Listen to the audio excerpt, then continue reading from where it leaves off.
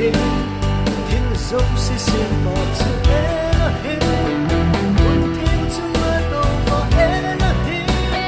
tất cả những ai luôn về Elohim, Ya Abraham.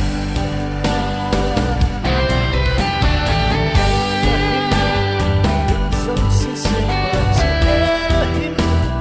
muôn thiên chúng mơ đồ vào Elohim, tất cả những ai luôn về Elohim, Ya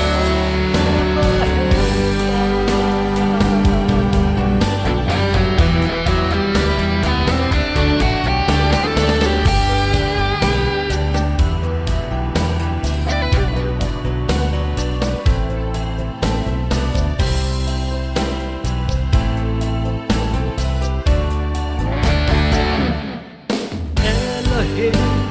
thiên dấu si xin bảo cho